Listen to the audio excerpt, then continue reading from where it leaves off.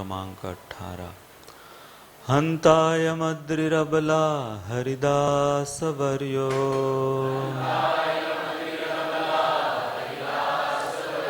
यद्राम कृष्ण चरण स्पर्श प्रमोदः मानं तनोति सहगो गणयोस्तयोर्य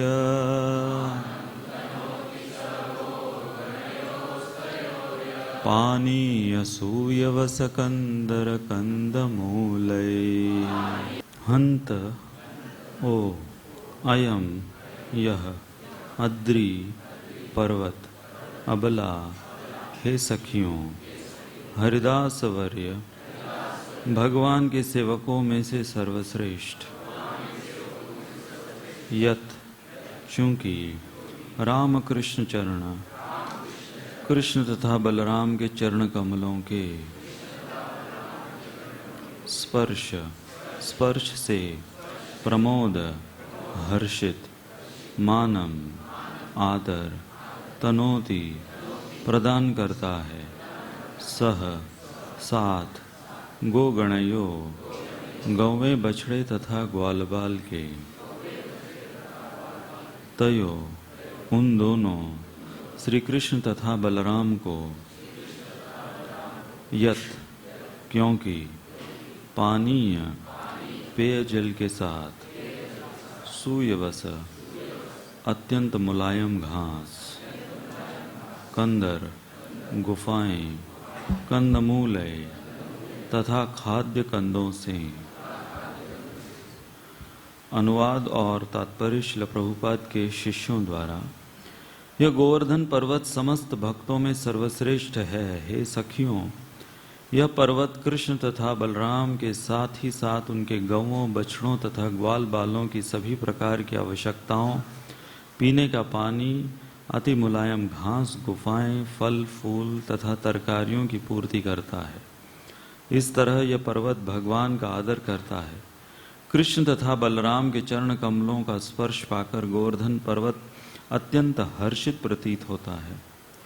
तात्पर्य उपर्युक्त उदाहरण श्रील प्रभुपाद कृत चैतन्य चरितामृत मध्य लीला से लिया गया है। श्रील विश्वनाथ चक्रवर्ती ठाकुर ने गोवर्धन पर्वत के ऐश्वर्य की विवेचना इस प्रकार की है। पानीय गोवर्धन पर्वत के झरनों से प्राप्त सुगंधित शीतल जल का द्योतक है, जिसे कृष्ण तथा बलराम पिया करते थे और जिससे अपने पांव और मुख धोया करते थे। गोवर्धन पर्वत शहद, आम का रस तथा पीलू का रस जैसे अन्य पेय भी प्रदान करता है। सूयवसत दूर्वा अर्थात दूब घास को बतलाता है, जिससे अर्घ्य की धार्मिक भेंट दी जाती है। गोवर्धन पर्वत में घास भी होती है जो सुगंधित मुलायम तथा गौओं की वृद्धि एवं उनमें दूध बढ़ाने के लिए लाभप्रद है। इस प्रकार यह घास आध्यात्मिक पशुओं के खिलाने काम आती है। कंदर गुफाओं का सूचक है, जहाँ कृष्ण बलराम तथा उनके संगी खेलते बैठते और लेटते थे। ये गुफाएं तब आनंद देती है जब या तो बहुत गर्मी हो या सर्दी हो या फिर वर्षा हो रही हो। गोवर्धन पर्वत में खाने के मुलायम कंद, शरीर सजाने के रत्न, बैठने के लिए समतल स्थान तथा चिकने पत्थर, चमकीले जल और अन्य प्राकृतिक वस्तुओं के रूप में दर्पण तथा दीपक प्रदान करता है। ओम ज्ञानतिमिरान्धस्य ज्ञानाञ्जनशलाखया चक्षुरुन्मिलितं येन तस्मै श्रीगुरवे नमः।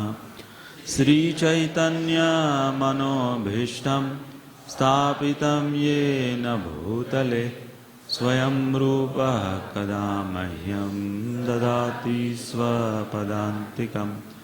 वन्देऽहं श्रीगुरोः श्रीयुतपदकमलं श्रीगुरून् वैष्णवांश्च श्रीरूपां साग्रजातां सहगणा रघुनाथान्वितं तं सजीवं साद्वैतं सावधूतं परिजनासहितं कृष्णचैतन्यदेवं श्रीराधा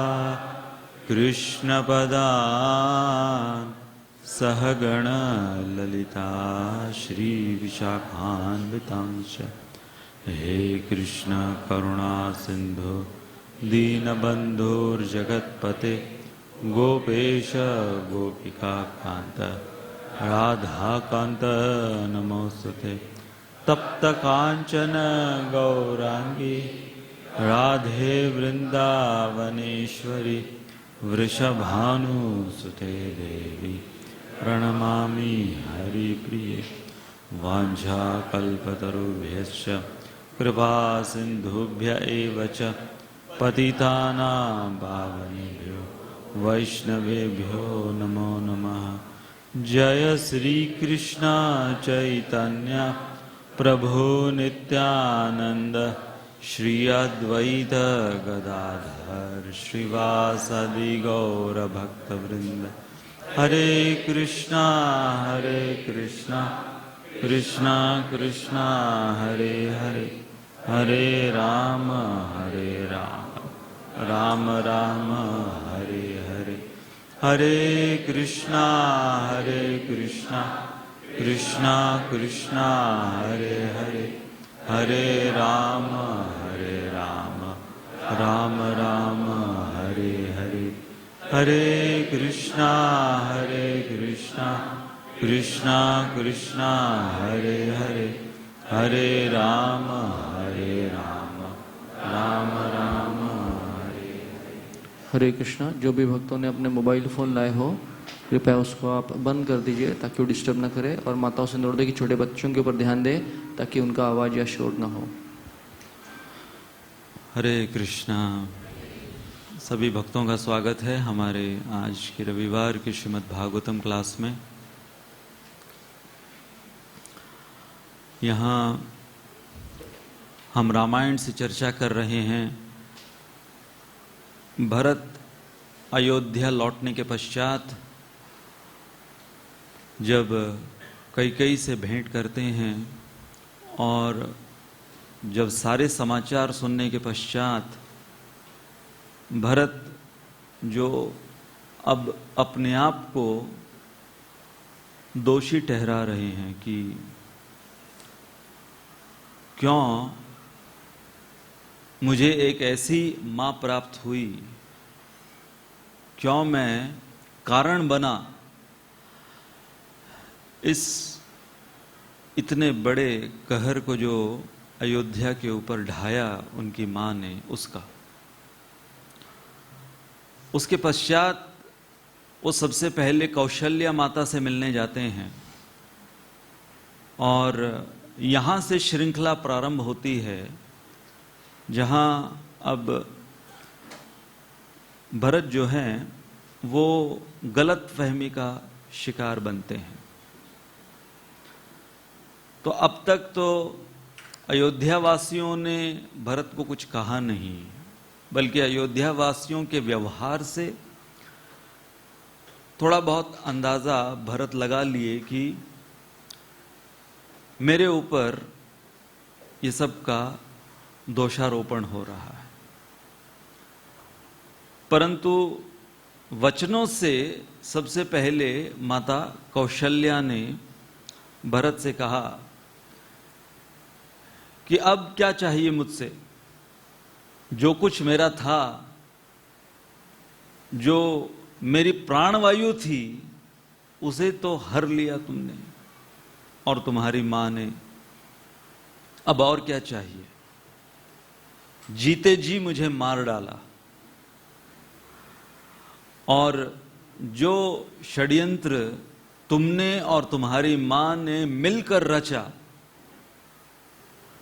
वो षड्यंत्र तुम्हारा तो पूरा हुआ। अब क्यों आए हो यहां पर? बस इतनी मेहरबानी कर देते कि राम के साथ मुझे भी वनवास दिला देते, या कम से कम अभी तो मुझे जहां पर राम गए हुए हैं वहां मुझे भिजवा दो, ताकि अंतिम संस्कार तुम्हारे पिता हमारे महाराज दशरथ का हम कर सकें।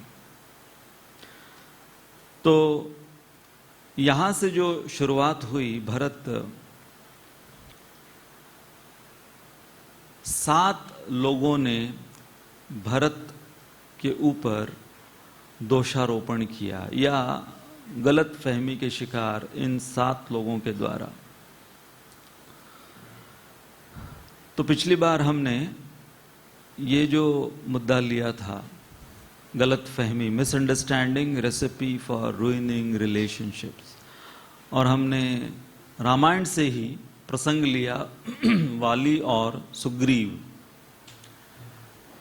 कि इन दोनों में जो गलत फहमी पैदा हुई, एक जमाने में ये दोनों भाई ऐसे घनिष्ठ, इनके अंदर न केवल मित्रता बल्कि भ्रातृता, परंतु एक गलत फहमी के वजह से कट्टर शत्रु बने वाली और सुग्रीव, और प्रभु श्री राम के इंटरवेंशन के वजह से इन दोनों में अंततः सुलह हुई। तो हैप्पी एंडिंग इनका हुआ। अब आज जो हम शिक्षा लेंगे ये है कि जब माता कौशल्या के मुख से भरत ने ऐसे वचन सुने और ऐसे कटु वचन सुने, तो भरत वो जिसको अंग्रेजी में कहेंगे एफर्मेशंस लेने लगे, और उन्होंने माता कौशल्या से कहा कि आप मेरे ऊपर ये जो दोषारोपण कर रहे हो तो मैं स्वीकार करता हूं। और वो किस प्रकार से उसको स्वीकार कर रहे थे? वो कह रहे थे कि यदि मैंने निम्नलिखित किसी भी प्रकार का पाप किया हो, और एक एक कर कर वो 1 नहीं 2 नहीं 3 नहीं 50 पापों की लिस्ट सामने प्रस्तुत करते हैं माता कौशल्या के, कि यदि इन पापों में से किसी एक पाप को भी मैंने किया होगा तो आप अवश्य मुझे ये दंड दीजिए। और कौन सा दंड? ये जो वाग्बाण छोड़ रहे हैं आप, उसका दंड। तो यहां भरत जो हैं, इनका अप्रोच जानना बहुत महत्वपूर्ण है। उनका रिस्पॉन्स, उनकी प्रतिक्रिया। जब हम गलत फहमी के शिकार बनते हैं और बिना कारण जब हमारे ऊपर कोई दोषारोपण करता है, तो उस समय प्रतिक्रिया क्या होनी चाहिए? जैसे यहां पर आर्ट ऑफ एक्सेप्टेंस। अब भरत अब वो डायरेक्ट महाराज दशरथ के पुत्र हैं, वो भी एक प्रकार से राजकुमार हैं, तो उनकी भी कुछ अपेक्षाएं थी। या हम कह सकते हैं यदि हम उनकी जगह पर होते तो हमारी कुछ अपेक्षाएं होती कि कोई हमारे साथ ऐसा कैसे व्यवहार कर सकता है। सबसे पहले क्या प्रूव हुआ है कि मैं इस षड्यंत्र में शामिल था? भरत ने वो रोड नहीं लिया, वो रास्ता नहीं लिया अपने आप को प्रूव करने का, डिफेंड करने का। एक्सेप्ट किया, art of acceptance before building expectations. परंतु उनका जो ये एक्सेप्टेंस का तरीका इतना सिविलाइज्ड, उसके अंदर कोई सरकाज़म नहीं था, उसके अंदर कोई व्यंग या टॉन्ट नहीं था। बहुत बार जब हमारे ऊपर कोई दोषारोपण करता है, हम उसे एक्सेप्ट भी करते हैं, परंतु बहुत टॉन्ट भरे शब्दों के द्वारा। तो सामने वाला व्यक्ति समझ जाता है कि ये कितना जेन्युइन है उसको एक्सेप्ट करने में। तो यहां पर ये जो नेगेटिव एफर्मेशंस इन्होंने लिए कि मैंने यदि निम्नलिखित इन पापों को कभी एक दफा भी अपने मन में भी किया हो, इन पापों की यदि मैंने कभी कल्पना भी की हो, तो हां, मैं स्वीकार करता हूं कि जो आप बोल रहे हो मैं उतना गिरा हुआ इंसान हूं। तो इसकी श्रृंखला पूरी तो लिस्ट हम सामने प्रस्तुत नहीं कर सकते, परंतु 4 कैटेगरीज भरत वो सामने प्रस्तुत कर रहे हैं। अब देखिए कि इन लोगों का स्तर देखिए कि ऐसे बहुत कठिन परिस्थिति में भी,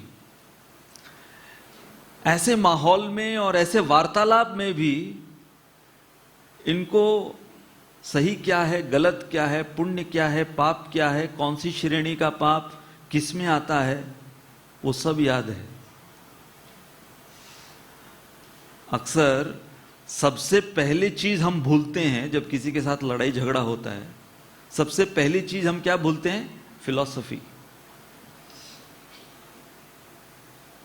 जितना सुना फिलॉसफी, शास्त्र, ये सब कुछ तत्व ज्ञान, वो starts living our existence when we start fighting with someone। और फिर जो सबसे स्ट्रॉन्ग संस्कार, अगर उसको संस्कार बोले, वो बाहर आ जाते हैं फिर। परंतु यहां पर उल्टा, विकट परिस्थिति में, ऐसे ऑकवर्ड कॉन्वर्सेशन में शास्त्र की पकड़ कभी ढीली नहीं होती। तो सबसे पहला पाप, 4 sins of irresponsibility, भरत शुरू करते हैं। Sins of irresponsibility for an accountable leader, sins of irresponsibility for a representative of dharma, for a social member who benefits from the society around him or her, responsibility for a respectable householder। तो अब भरत ये जो 4 श्रेणियां बताए कि कोई राजा या नेता जब वो गैर जिम्मेदार होता है तो कौन कौन से पापों को करता है। जो धर्मज्ञ है या धर्मी है, धर्म का पालन करने वाला, वो दावा देता है कि मैं धर्मज्ञ हूं या धर्माधिकारी हूं, जब वो गैर जिम्मेदार होता है तो कौन कौन से पापों को करता है। जब कोई सामाजिक प्राणी है जिसका उत्तरदायित्व एक सामाजिक प्राणी होने के नाते क्या क्या होना चाहिए, जब उसमें वो गैर जिम्मेदारी दिखाता है तो उसके कौन कौन से पाप हैं। और फिर अंततः एक गृहस्थ जब वो गैर जिम्मेदार हो जाता है तो उसके कौन कौन से पाप वो कर बैठता है। तो एक एक कर कर हम लेंगे। तो सबसे पहली श्रेणी में गैर जिम्मेदार नेता या राजा। तो सबसे पहला पाप ऐसा गैर जिम्मेदार राजा क्या करता है? Collecting taxes from citizens without ensuring protection. कर लेते रहो, लेते रहो, लेते रहो, और प्रजा को कोई सुरक्षा न देना। जैसे महाभारत की एक लोक कथा ये प्रचलित है कि अंत में महाभारत ये सब कुछ हो गया, युधिष्ठिर महाराज अब वो राजा बन गए। तो हस्तिनापुर में युधिष्ठिर महाराज रोज नागरिकों से मिलते थे। एक समय होता था जब वो नागरिकों से मिलते थे, प्रजा से मिलते थे। तो एक दफा वो अपनी पूजा में थे तो उन्होंने भीम, अर्जुन इनको खड़ा किया कि जो भी कोई आएंगे अपनी समस्या लेकर तो नोट डाउन कर लेना और उनकी समस्या का समाधान उनको सुना देना। तो वो लोग खड़े हैं प्रतीक्षा में, युधिष्ठिर महाराज उस समय उपलब्ध नहीं है, तो एक एक कर कर अपनी समस्या लेकर आते हैं। तो एक व्यक्ति लेकर आता है अपनी समस्या, कहता है, ये सब पहेलियों के रूप में समस्या प्रस्तुत की जाती है। तो पहला व्यक्ति कहता है कि मैंने एक अजूबा देखा। अजूबा ऐसा देखा कि जिस खेत को दीवारें वो सुरक्षित रखने के लिए खड़ी की गई थी, वही दीवारें उन खेतों को खा रही। और भी लोग आकर अपने अपनी पहेलियां सामने रखे, समस्याएं सामने रखे, हम केवल ये पहली वाली लेंगे। तो उन्हें समझ में नहीं आया ये कैसे संभव है। खेत की दीवारें खेत को कैसे खा सकती हैं, उन्हें समझ में नहीं आया। क्यों? क्योंकि कलयुग शुरू नहीं हुआ था, इसलिए उन्हें समझ में नहीं आया कि इस पहेली को कैसे बुझाएं। तो जब युधिष्ठिर महाराज को पूछा तो वो समझ गए कि ये आने वाले कलयुग का एक प्रमुख लक्षण रहेगा कि जो रक्षक हैं वो भक्षक बनेंगे। जिनको प्रजा नियुक्त कर कर राजा बनाएगी वही प्रजा को खाएंगे, उनका ही कर लेकर उनको बेकार बनाएंगे। इसके पश्चात ये दूसरा पाप, अब ये सब लिस्ट याद रखिएगा भरत कौशल्या के सामने प्रस्तुत कर रहे हैं। Not leading one's army personally to fight the enemies,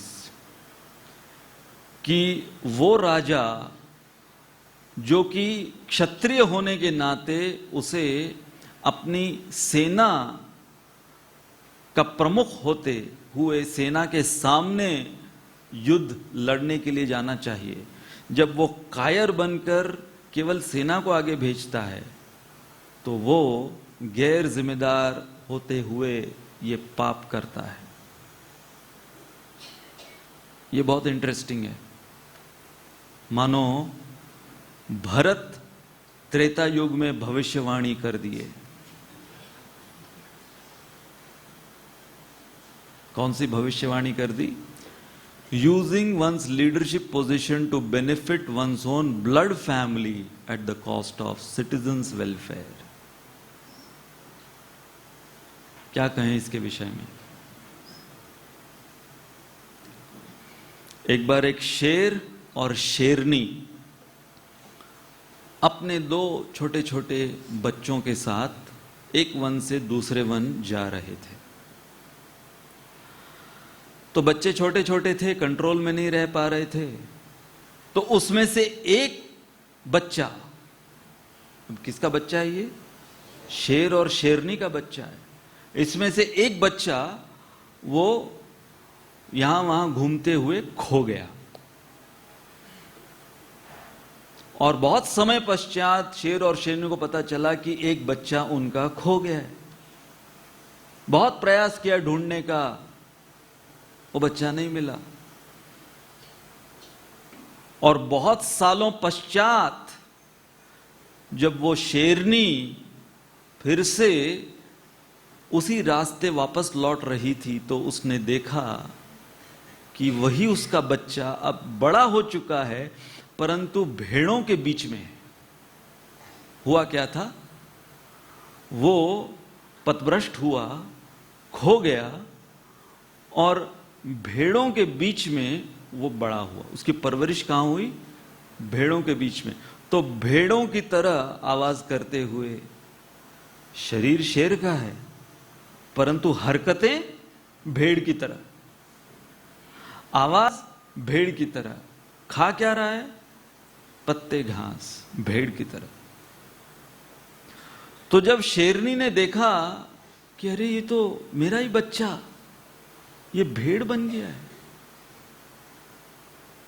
तो शेरनी अब इस भेड़ को जाकर कहती है कि पहचाना अपनी मां को? ये देख रहा है, अजीब नजरों से देख रहा है कि कौन है ये और ये क्या बोल रही है मुझे। तो समझाने की कोशिश करी, नहीं समझ में आया। आवाज निकल रही थी भेड़ की तरह, चिंगाड़ भी नहीं रहा था, बड़ा भरकम शरीर है शेर की तरह, परंतु आवाज भेड़ की तरह निकल रही है। तो कैसे कन्विंस कराए अब अपने इस बच्चे को कि ये भेड़ नहीं है? तो ले गई और कहां ले गई? एक कुएं के पास, जहां पर अंदर कुएं में जल था और प्रतिबिंब दिखाया, देख मेरा प्रतिबिंब देख और तेरा प्रतिबिंब देख, एक जैसे दिखते हैं हम दोनों। अब विश्वास हुआ कि तू शेर का बच्चा है, तू भेड़ का बच्चा नहीं है। और वो कौन सा दिन था? मई 27, 2014 भारत।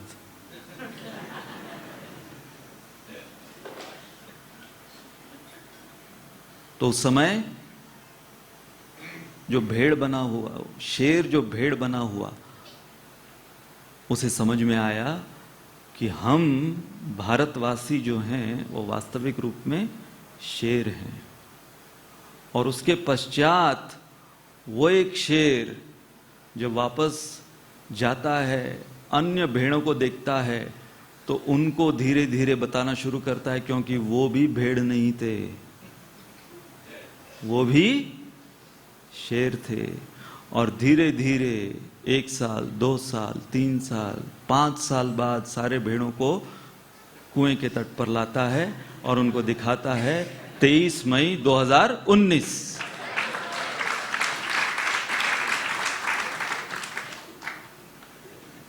अब फिर सब चिंगाड़ने लगते हैं कि 70 साल बाद अब समझ में आया है कि हम भेड़ का जीवन जी रहे थे।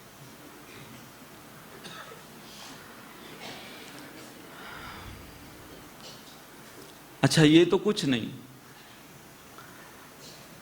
आज सबके चेहरे कमल के तरह खिलते हुए दिख रहे हैं।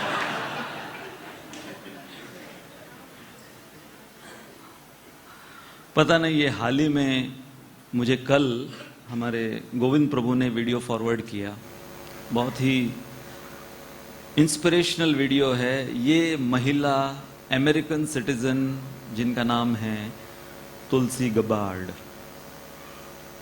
आप तो ऐसा लग रहा है कि सत्युग का आगमन फिर से होता जा रहा है यहां पर। तो भरत आगे कहते हैं कि ये तो हुआ पहले श्रेणी, जो गैर जिम्मेदार कोई नेता या राजा जो पाप में लग सकता है। फिर वो जो गैर जिम्मेदार कोई धर्मज्ञ है।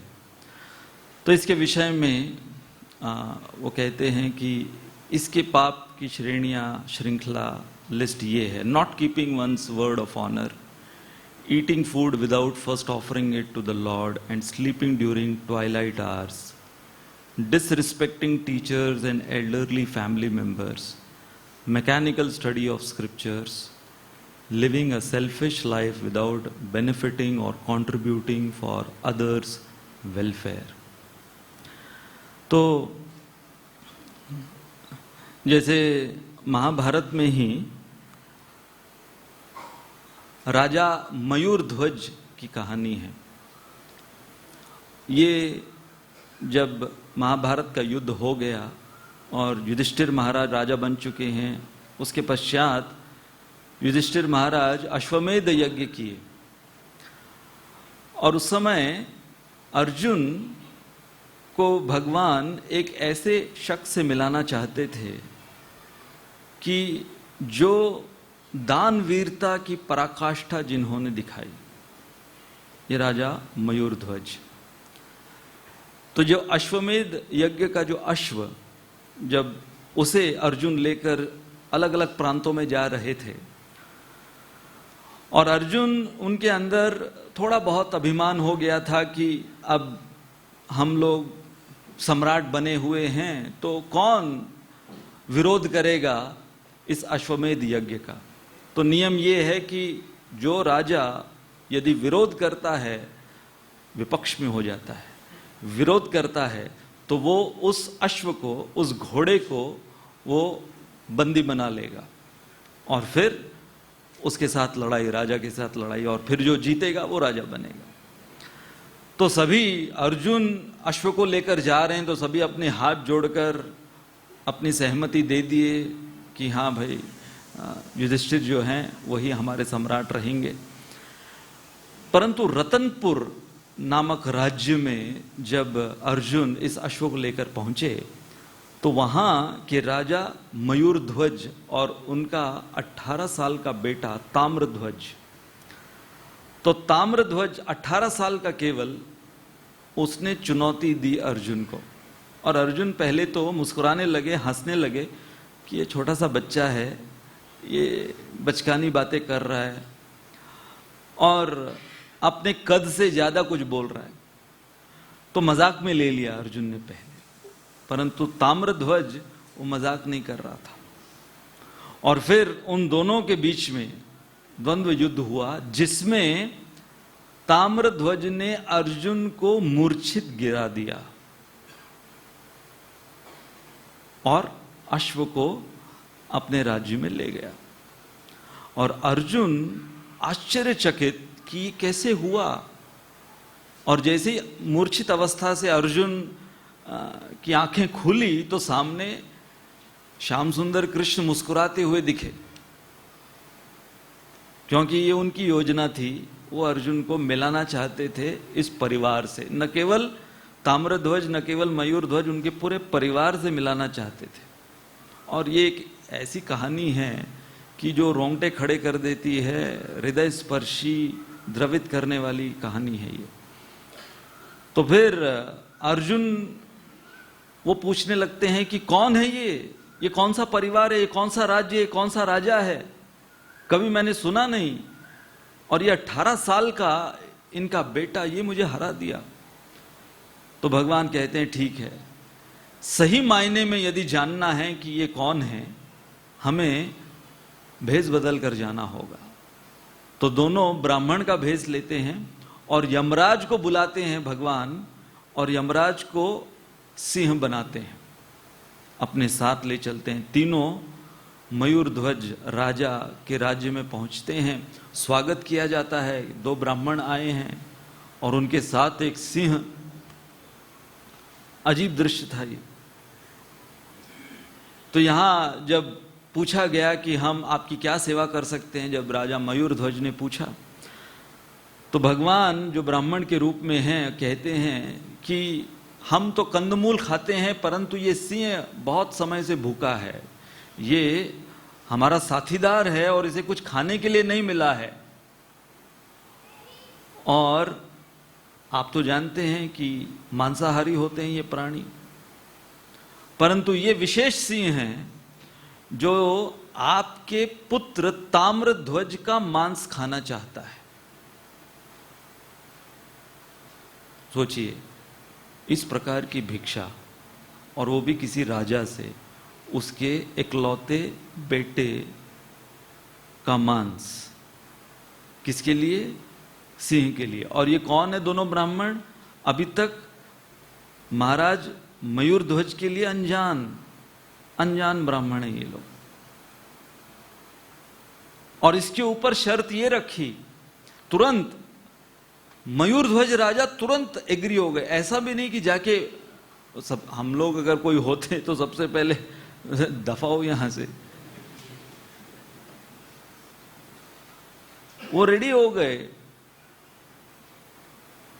और यहां पर एक और शर्त भगवान कृष्ण ने रखी। तो सबसे पहले जब ये सब बताया नहीं था अर्जुन को, अर्जुन वहां पर सुन रहे, बोले अरे ये कौन सा टेस्ट है, ये कौन सी परीक्षा है?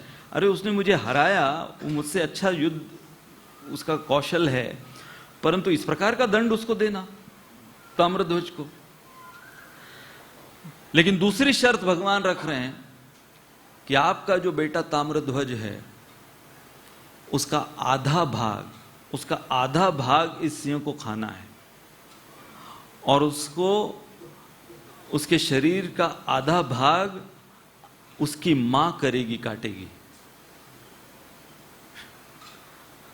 अब कल्पना कीजिए, एक मां अपने बेटे को जीते जी आधे में काटे,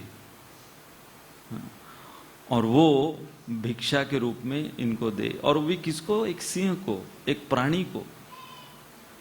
अरे राजा है, कहीं से भी मांस उपलब्ध करा कर दे सकता है किसी और प्राणी का, मनुष्य का, और वो भी मेरे पुत्र का, और वो भी मेरी पत्नी, उसकी मां, उसको काटना है। अच्छा, ये नहीं, इसके ऊपर एक और शर्त भगवान रखते हैं कि काटते समय यदि इनकी जो मां है, ताम्रध्वज की मां, यदि वो आंखों से आंसू गिरे तो वो स्वीकार नहीं होगा, वो दान स्वीकार नहीं होगा। आंखों से आंसू भी नहीं गिरने चाहिए। तो ऐसी कठिन परिस्थिति में इनको छोड़ा। अर्जुन वहां पर वापस मूर्छित होकर गिरने वाले थे, सब सुनते हुए कि भाई नहीं, मैं स्वीकार कर लेता हूं, ये बहुत महान परिवार होगा, ये सब मत कराइए, आप क्या करा रहे हैं आप। परंतु अब वचन दे दिया है, वचन दे दिया है, तो फिर बुलाया गया ताम्रध्वज, बुलाया गया ताम्रध्वज को, और इनकी पत्नी, इनका नाम था विद्याधरणी, उनको बुलाया। और विद्याधरणी के हाथ वो तलवार, उनके हाथ में क्षत्राणी थी तो तलवार को उठा पाती थी, वो तलवार हाथ में दी और काटना शुरू किया। अर्जुन भगवान की ओर देख रहे हैं, आप सच में ये करा रहे हैं? क्यों? मेरे लिए? भगवान शांत होने के लिए कहते हैं अर्जुन को। तब तक रोका नहीं, पूरा काट दिया आधा। मां ने अपने बेटे को पूरा आधा काट दिया, एक आंसू की बूंद नहीं गिरी। हक्का बक्का रह गए सब लोग। और आधा भाग काटने के पश्चात जो दाहिना भाग था उस सिंह को दिया खाने के लिए। और जब वो सिंह खा रहा था तब ये रोने लगी, परंतु एक ही आंख से आंसू गिरने लगे। ऐसा कभी आपने देखा है? जब कोई रो रहा है तो एक ही आंख से आंसू गिर रहे हैं। ये रानी विद्याधरणी, इनकी एक आंख से आंसू गिर रहे। तो भगवान ने, नहीं देखो, रो दी तुम। तो फिर कारण बताया रोने का। और कौन सी आंख से आंसू गिर रहा था? बाईं आंख से आंसू गिर रहा था। तो वो बोली कि मैंने जब मेरे बेटे का बायां भाग कटा हुआ नीचे गिरा हुआ देखा तो मेरे आंखों से, बाईं आंखों से आंसू गिरे कि ये भाग क्यों नहीं काम आया किसी के, केवल ये दायां भाग क्यों काम आया, पूरा शरीर उसका क्यों नहीं काम आया, इसलिए वो आंसू गिर रहे थे। तब फिर भगवान अर्जुन के मुख की ओर मुख किए और अर्जुन पूर्ण रूप से समझ गए कि थोड़ा बहुत अभिमान जो उनके अंदर आ गया था वो भगवान उसको, इसलिए भगवान ये कभी सहन नहीं कर सकते अभिमान किसी के अंदर, और इतने एक्सट्रीम तक चले जाते हैं वो इतने से अभिमान को चूर चूर करने के लिए। और फिर वहां पर तो यमराज जी थे जो सिंह के रूप में आए थे, तो पुनः ताम्रध्वज को जीवित कर दिया। और फिर पता चला इनको कि ये दोनों कौन थे और ये सिंह कौन। तो ये कथा मेंशन्ड है यहाँ पर। जो पहला पाप जो भरत कह रहे हैं, not keeping one's word of honour, eating food without first offering it to lord. Indradyumna Maharaj वो बता रहे थे कि श्रील प्रभुपाद शुरुआत के दिनों में अपने हाथों से, प्रभुपाद ही सब कुछ बनाते थे, किसी को तो कुछ आता नहीं था, भोग बनाना, शाकाहारी ये सब कुछ बनाना किसी को नहीं आता था। तो प्रभुपाद ही सब कुछ बना के खिलाते थे अपने शिष्यों को। और उस समय तो ये हिप्पी थे, वो शिष्य की कैटेगरी में भी नहीं पहुंचे थे ये लोग। तो प्रभुपाद ने एक दिन समोसे बनाए। अब इन्होंने जिंदगी में कभी समोसा शब्द नहीं सुना, देखा नहीं, खाया नहीं, कुछ नहीं। तो प्रभुपाद ने समोसे बनाए और समोसे बनाकर ऑफर किया। ऑफर करने के पश्चात प्रभुपाद ने पहला निवाला लिया उस समोसे का और सबको दिया, और आंख बंद कर कर प्रभुपाद बोले, I have never tasted a samosa more delicious than this.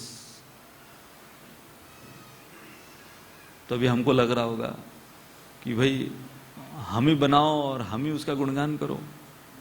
बाकी भी उनको भी बहुत अच्छा लग रहा था। तो फिर तमाल कृष्ण महाराज ने प्रभुपाद को पूछा, प्रभुपाद ये रेसिपी आप कहां से सीखे?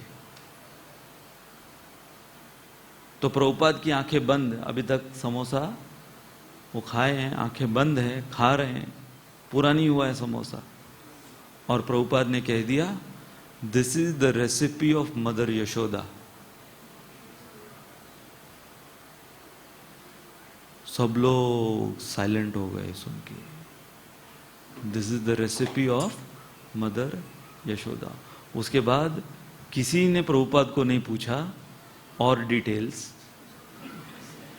कि कहीं उसका एक कतरा भी यहां वहां वेस्ट नहीं हो जाए कि माता यशोदा की रेसिपी है वो।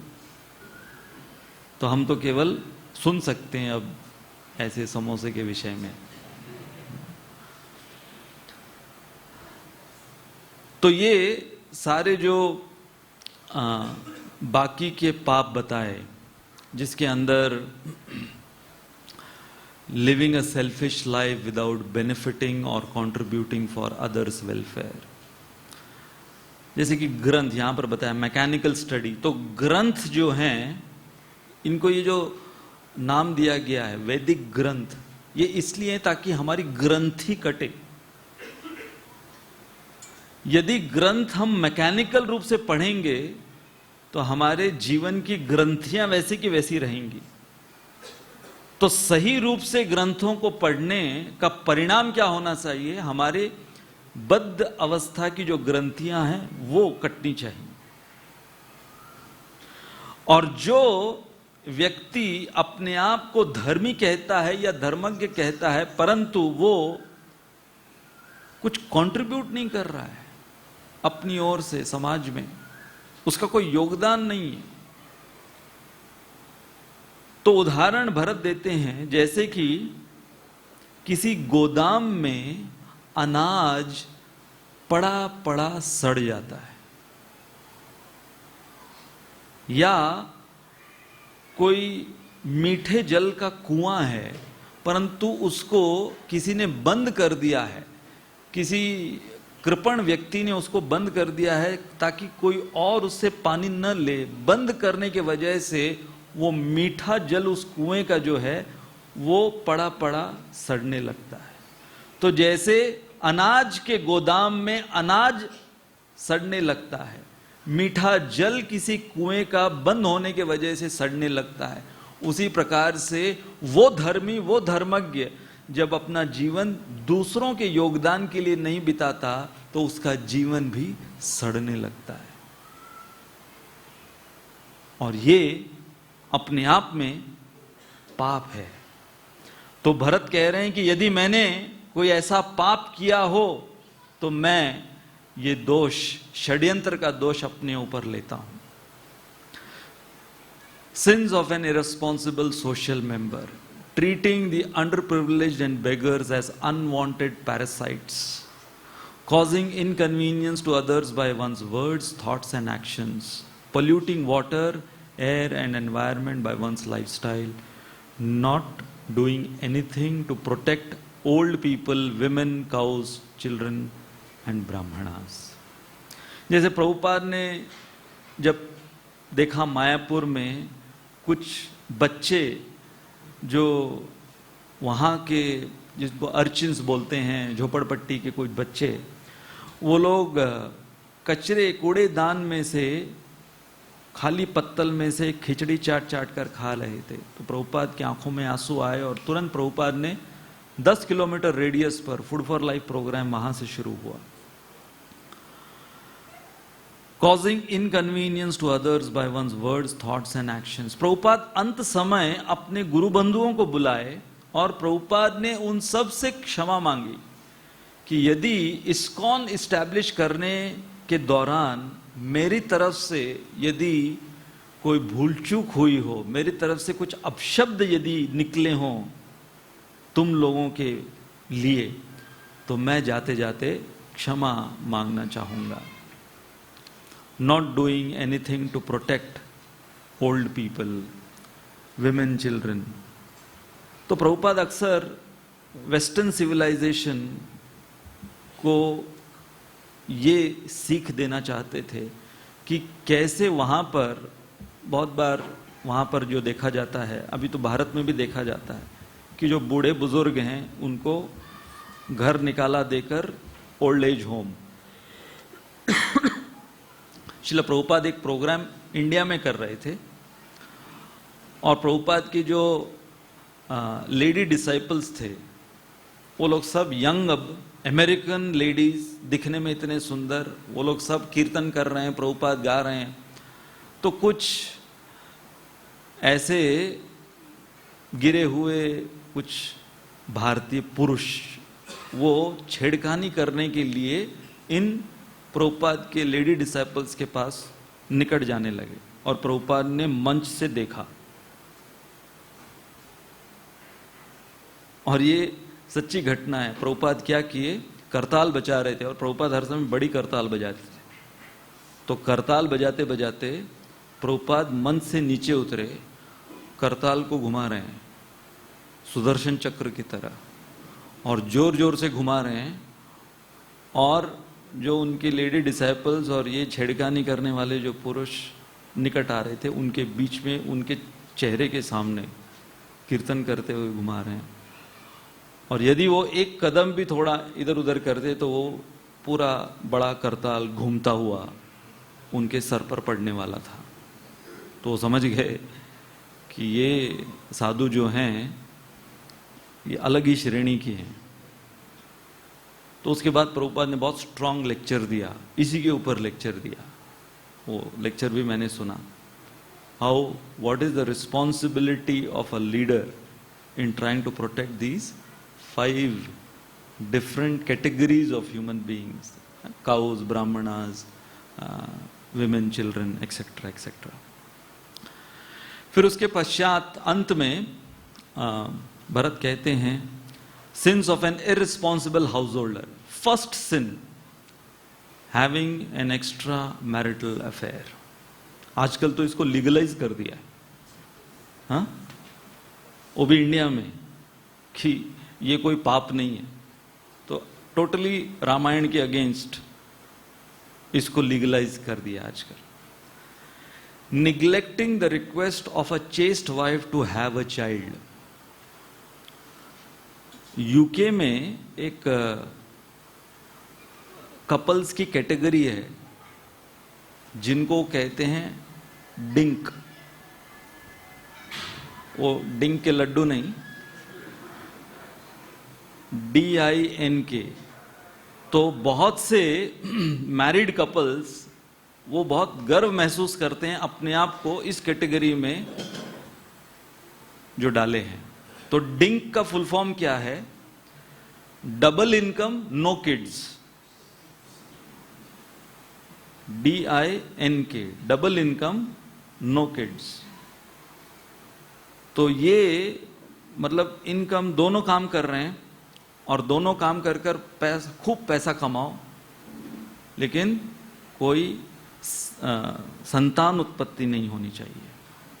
वो झमेले में कोई पड़ना नहीं है, क्योंकि उसमें तुम्हें पैसे मिलते रहेंगे मिलते रहेंगे मिलते रहेंगे और फिर इनके ऊपर कोई खर्चा करने की जरूरत नहीं है. इनकी सरपच्ची नहीं होगी तुम्हारे अंदर, सरदर्द नहीं होगा तुम्हारे अंदर. इसलिए जैसे भारत में बोला जाता है कि भाई हम दो हमारे दो पहले थे, अब एक, हम दो हमारे एक. वहां पर बोला जाता है अरे ज्यादा पैदा करो, क्योंकि उधर उनकी आबादी कम होते जा रही, कम होते जा रही है. Neglecting and abusing one's old parents. हमने वो एक स्टोरी सुनी होगी, एक परिवार में बूढ़ा पिता, उसको वो पार्किंसंस डिजीज जिसमें हाथ कांपते हैं, तो अक्सर हाथ से प्लेट गिर जाती थी और वो चीनी मिट्टी की जो प्लेटें होती हैं तो प्लेटें गिरकर टूट जाती थी। तो बेटे ने क्या किया, अपने पिता के लिए लोहे की थाली ले आए कि आप हमारी प्लेटें बर्बाद कर रहे हो तो लोहे की थाली में खाओ। तो रोज लोहे की थाली में पिताजी को खिलाता। तो फिर हुआ क्या कि पिताजी जब गुजर गए तो ये बेटा, इसका बेटा, वो लोहे की थाली को तिजोरी में रखने गया। तो ये पूछ रहा है तू ये क्या कर रहा है? बोले पिताजी आप जब बूढ़े हो जाएंगे तो जरूरत पड़ेगा ना आपको देने के लिए, तो इसलिए संभाल के रख रहा हूं। तो यहां पर भरत कह रहे हैं ये यदि पाप मैंने किया, earning money through cheating and illegal means. तो अब देखिए, अक्सर जब कोई इस प्रकार के पाप में लगा रहता है कि अपनी आमदनी वो पापकृत्य कर्मों के द्वारा अर्जित कर रहा है, तो फिर उसके परिवार में उसकी जो उसका जो संबंध, ये जो फर्स्ट पाप है एक्स्ट्रा मैरिटल अफेयर और लास्ट, वो दोनों का कोरिलेशन है। When people earn money through cheating, they start cheating on their family members eventually. They start, if the husband is earning money through illegal and cheating means, eventually he starts cheating on his wife. That's bound to happen. ये उसका flip side, उसका reaction. तो इसलिए प्रकृति के कुछ कड़वे नियम हैं। अब इनका निष्कर्ष जो भरत कह रहे हैं कौशल्या से, उसका निष्कर्ष आपके सामने इन कुछ स्लाइडों में प्रस्तुत किया जा रहा है। यदि खेत में बीज न डाले जाए तो प्रकृति उसे घास फूस से भर देती है। इसका अर्थ क्या है कि जब हमारे जीवन में हम एक संस्कारी जीवन नहीं जिएंगे, वो बीज नहीं डालेंगे, यदि हम सकारात्मक विचारों को और संस्कारी विचारों को हमारे जीवन में नहीं डालेंगे, तो अपने आप कलयुग की जो वर्षा है उसके वजह से जो अवांछित पौधे हैं, वीड्स या घास फूस, वो उगना अनिवार्य है। If you don't cultivate and sow the seeds of purity, of culture, definitely in this Kali Yuga, instead of fields, instead of agricultural fields, it will be simply unwanted weeds which will grow. वर्षा का आना एवं फसल का उगना श्रद्धा एवं मेहनत का समन्वय है। तो यहां दो चीजें हैं। एक है कि हमारी मेहनत और उस मेहनत के साथ भगवान पर विश्वास। तो फिर से रामायण में उदाहरण दिया गया है इसी का, खेती का उदाहरण दिया गया कि ये दोनों आवश्यक है कि किसान कितनी भी मेहनत करे, वर्षा ही नहीं हो तो उसकी मेहनत किस काम की। और यदि वो कहे कि बस वर्षा ही होनी चाहिए, मुझे कोई मेहनत करने की जरूरत नहीं है, तो ये दोनों का समन्वय जरूरी है जीवन में। भगवान पर अटूट विश्वास और कड़ी मेहनत।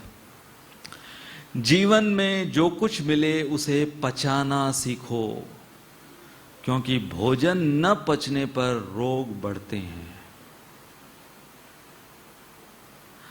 अब इसकी ये एक उदाहरण रामायण में भोजन का दिया गया है। और आयुर्वेद जो हम इतने पढ़े हैं और आयुर्वेद नहीं भी पढ़े हैं तो भी हम जानते हैं कि जब भी कोई किसी डॉक्टर के पास भी नहीं गया है, परंतु एक भी दिन यदि उसका अपचन हुआ, कुछ खाया हुआ उसका अपचन हो गया, रह गया, तो उसके वजह से जो उसकी तकलीफें शुरू होती हैं वो लंबी लिस्ट है। परंतु यहां पर हम इस सिद्धांत को लेकर कुछ और सिद्धांत आपके सामने प्रस्तुत करेंगे कि जीवन में, यहां पर तो भोजन के अपचन के विषय में बताया गया है कि जब भोजन वो अनडाइजेस्टेड रह जाता है पेट के अंदर, परंतु जीवन के अंदर बहुत सी चीजें हैं जो अपचन का कार्य हमारे जीवन में करती हैं और उसके दुष्परिणाम क्या है। तो सबसे पहले पैसा न पचने पर क्या बढ़ता है? कौन सा रोग बढ़ता है? दिखावे का रोग बढ़ता है। किसी ने बहुत पैसे कमा लिए, पैसे कमाने के पश्चात उसको पचाने की शक्ति नहीं है, अर्थात सही जगह पर उन पैसों को इस्तेमाल करने की बुद्धि नहीं है। जैसे बंबई में मैं जब राधा गोपीनाथ मंदिर में था तो ऐसे बहुत से केसेस होते, क्योंकि शादी के मौसम में, शादी का जो सीजन, उसमें साउथ बॉम्बे में बहुत आलीशान शादियां होती थी। तो ऐसी आलीशान शादियों के पश्चात वो जो लड़की का पिता या लड़के के पिता के पास रैंसम कॉल आता था। रैंसम कॉल मतलब फिरौती चाहिए। यदि तुम्हारे पास इतने पैसे हैं खर्चा करने के लिए, एक शादी रेसकोर्स में हुई, एक दिन शादी का, एक दिन उनका खर्चा एक दिन का था 30 करोड़ रुपए। 30 करोड़ रुपए एक दिन शादी का, और एक हफ्ते बाद डिवोर्स हो गया।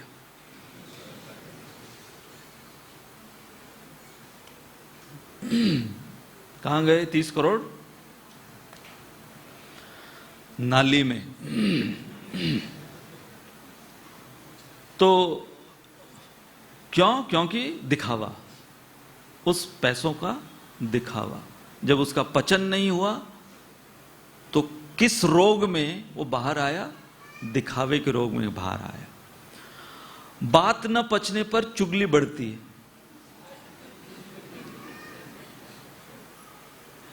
जब दो व्यक्ति मिलते हैं, हाँ, और बातें शुरू होती है, और कौन सी बातें? गॉसिप किसे कहते हैं? प्रजल्प या गॉसिप किसे कहते हैं? कि यदि मैं किसी के साथ गॉसिप कर रहा हूं, न तो उस व्यक्ति को उससे कोई लेना देना है, न मुझे जिसके विषय में मैं गॉसिप कर रहा हूं मुझे कुछ लेना देना है, न मैं जिसके विषय में गॉसिप कर रहा हूं उसका कुछ भला होने वाला है। 3 चीजें। इसको कहते हैं गॉसिप, इसको कहते हैं प्रजल्प।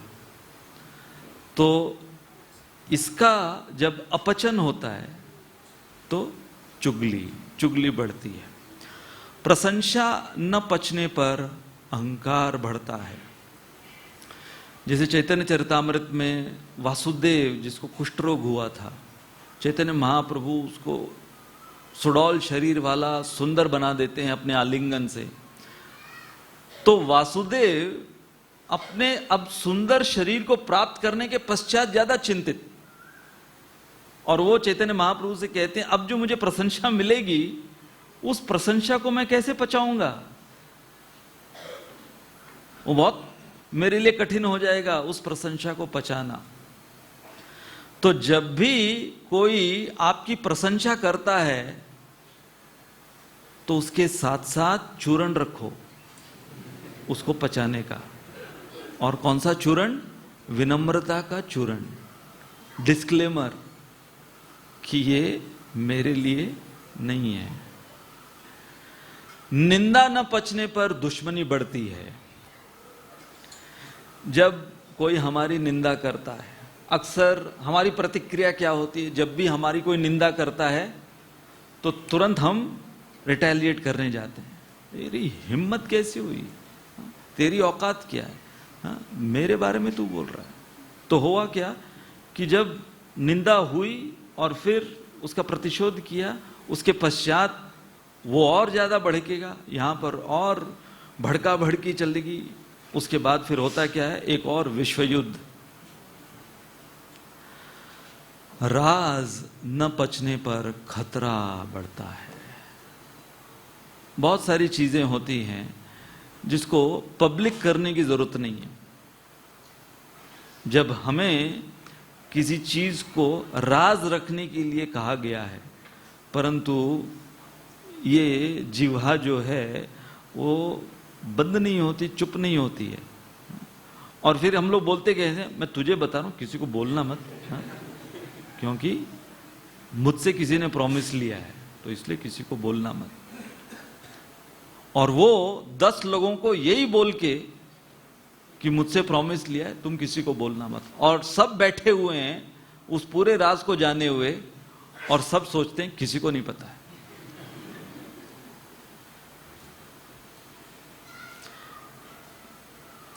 दुख न पचने पर निराशा बढ़ती है।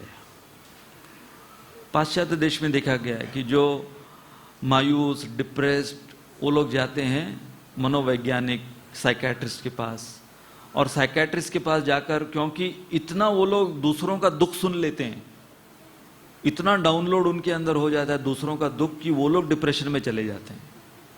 कि इतना दुख सुन लिया तो अफेक्ट हो जाता है, फिर उनको दूसरे साइकेट्रिस्ट के पास जाना पड़ता है काउंसलिंग के लिए कि भाई मैं इतना मायूस और निराश हो गया हूं, मैं हताश हो गया हूं, मुझे जीने की कोई आशा की किरण नहीं दिखाई दे रही है, तुम बताओ क्या करूं।